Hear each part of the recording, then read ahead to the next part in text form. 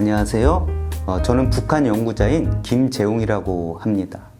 우리 해방 후 남한에서는 미군이 점령하면서 미 군정이 수립되었다는 점에 대해서 여러분들 다들 잘 알고 계시죠? 북한에서도 마찬가지로 이 군정이 실시가 되게 됩니다. 소련군이 이 북한 지역을 점령해서 점령 통치를 하게 되는데 우리 그 점에 대해서 한번 살펴보는 시간을 갖도록 하겠습니다. 공산주의 세력과 비공산주의 세력이 어떻게 태동하고 경쟁하며 그 결과 북한 지역 정치 지형이 어떻게 형성되는가를 살펴보도록 하겠습니다. 해방 후 미군이 인천항을 통해 남한에 진주한 시점은 1945년 9월 8일입니다. 소련군은 그보다 이른 해방 직전인 1945년 8월 9일부터 대일전에 참전하며 한반도에 들어옵니다.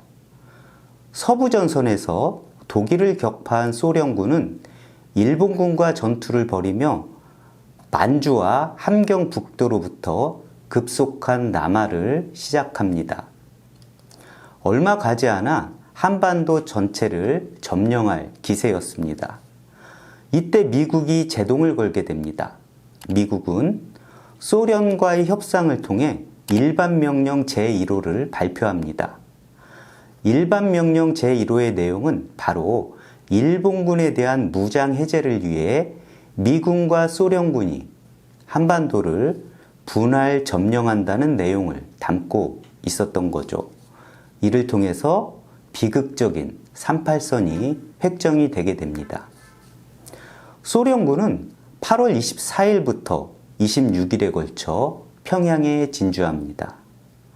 함경남도 원산에서 기차를 타고 횡단해서 평양으로 들어가게 되는 거죠. 소련군은 8월 말경에 이미 북한 전역을 점령한 상태였습니다.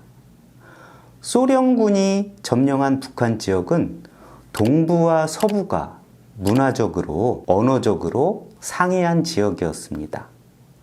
서쪽에 자리한 평안남북도, 황해도와 동쪽에 자리한 함경남북도를 낭림산맥이 차단하고 있었기 때문에 양쪽 지역은 서로 접근이 어려웠던 거죠.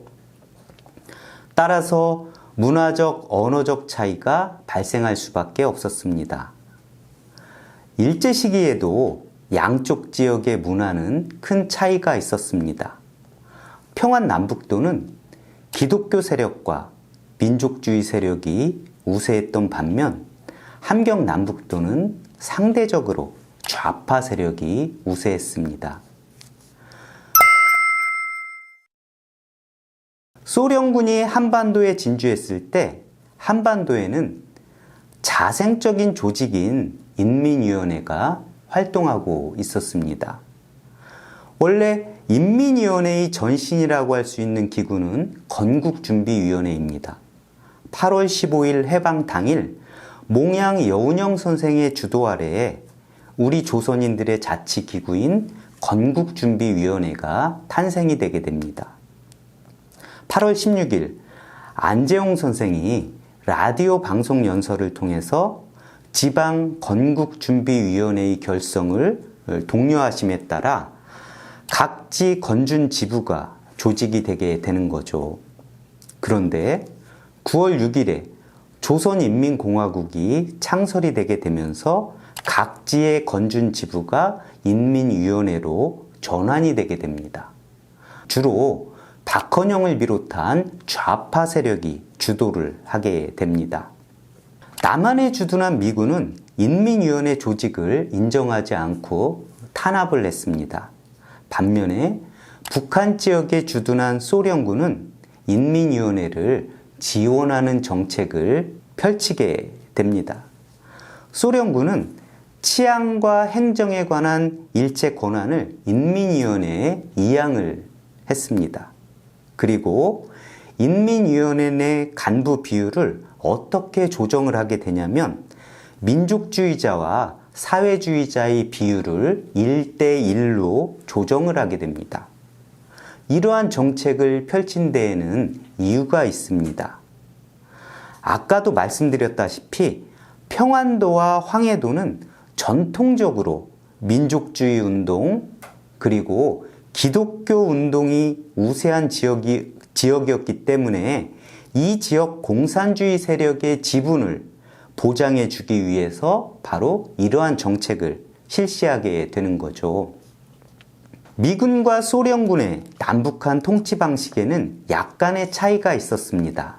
미군이 군정을 수립해서 남한을 직접 통치했다면 소련군은 배후에서 영향력을 행사하는 형태로 북한 지역을 통치하게 됩니다. 간접적인 통치였던 거죠.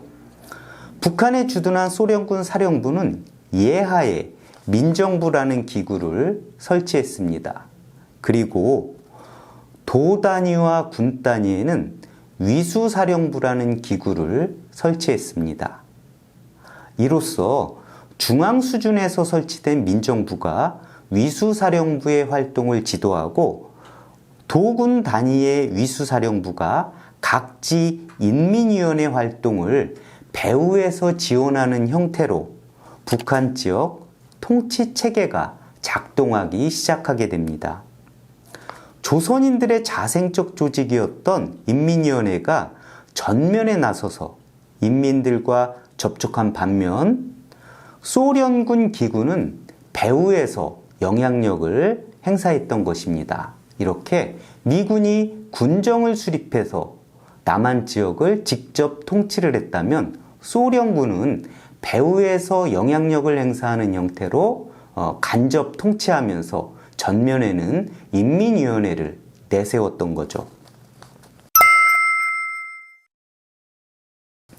북한에 주둔하며 지대한 영향력을 행사한 소련인 고문들이 여러 명 있었습니다. 그 대표적인 인물이 바로 이 슈티코프라는 인물입니다. 2004년도에 국사편찬위원회에서 이 슈티코프 일기라는 이 자료가 나오게 되는데 이 슈티코프는 북한 통치에 관여하면서 지속적으로 일기를 썼던 거죠. 바로 이 일기 자료집이 2004년도에 국사편찬위원회에 의해서 자료집으로 출판이 되었던 거죠. 이 슈티코프는 어떠한 인물인지 더 구체적으로 살펴보도록 하겠습니다. 연해주 군강구 군사회의 정치위원이었던 슈티코프는 북한에 파견된 이 소련의 최고 실력자였습니다. 1946년부터 47년에 이르기까지 두 차례에 걸쳐서 미소 공동위원회가 개최가 되게 되는데 바로 소련 측 대표로 활약했던 인물이 이 슈티코프라는 인물입니다. 당시 김일성에게는 전용 비행기가 없었지만은 이 슈티코프에게는 전용 비행기가 있었습니다. 김일성이 정책을 위반하고 집행할 때에는 반드시 슈티코프를 찾아가 인가를 받아야 했습니다. 해방 직후부터 고문으로 활동했던 슈티코프는 조선민주주의인민공화국 수립과 함께 북한 주재 소련 대사에 취임해서 영향력을 행사하게 됩니다. 조선민주주의인민공화국이 수립된 뒤에도 슈티코프는 북한 내부 정부에 관한 김일성의 보고를 받으면서 여전히 북한에 막대한 영향력을 행사할 수 있었던 거죠. 슈티코프 외에 북한 통치에 관여한 유명한 소련인들이 여러 명 있었는데 레베제프라는 사람이라든지 로마넨코라는 사람이라든지 이그나치프라는 사람 등등이 있었습니다. 이 레베제프는 슈티코프의 참모에 해당하는 사람이었고 로마넨코는 조금 전에 설명한 민정부라는 기구의 사령관을 역임했던 인물이 이 로마넨코라는 인물입니다. 그리고 이그나치예프는 로마넨코의 참모를 역임했던 인물이죠. 북한을 지도한 조선 정치인들은 일제 시기에 민족 해방운동에 참여한 혁명가들이 대부분이었습니다. 즉 그들은 국가를 운영해 본 경험이 전무했던 이들이었습니다. 그렇기 때문에 그들은 소련인 고문들과 소련인 전문가들로부터 지원을 받을 수밖에 없는 상황이었습니다. 바로 이 과정에서 소련의 정치체제, 경제 시스템, 경찰제도, 선거제도, 소련의 문화 등등이 북한에 이식이 되게 됩니다. 인민경제계획이라든지 또는 북한의 최고인민위원회를 필두로 한 정치체제라든지 감시체제로 대표되는 경찰제도라든지 이런 것들이 바로 해방 직후에 소련에 의해서 이식이 되게 되는 거죠. 스탈린 통치기의 소련 시스템이 북한에 그대로 이식이 되었습니다. 바로 이때 이식된 시스템이 지금까지도 북한에 살아남아서 작동하고 있는 거죠. 1950년대 중반에 후르시오프가 집권하면서 스탈린이 남긴 유산에 대대적 공격을 가하게 되면서 그것들을 소련에서는 청산을 하게 됩니다. 마찬가지로 동유럽에서도 개혁 조치를 통해서 이 스탈린주의를 점차 청산을 할 수가 있었습니다. 그런데 북한에서는 아쉽게도 이러한 개혁 조치가 일어나지 않았습니다.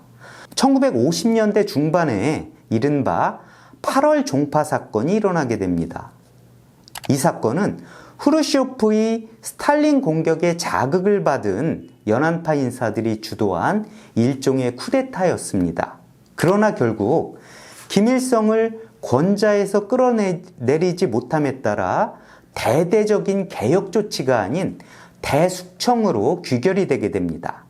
만약 이 사건이 연안파의 의도대로 성공을 했더라면 오늘날 북한은 더 나은 사회로 거듭날 가능성이 있었겠죠. 그렇지만 아쉽게도 실패로 돌아가게 되면서 스탈린주의 유산이 청산되지 못한 채 지금까지도 그대로 작동을 하고 있습니다. 해방 직후 북한의 초기 정치 지형에 대해서는 이만 마치기로 하고 우리 다음 시간에는 북한에 모여든 제정치 세력의 활동에 대해서 살펴보도록 하겠습니다. 감사합니다.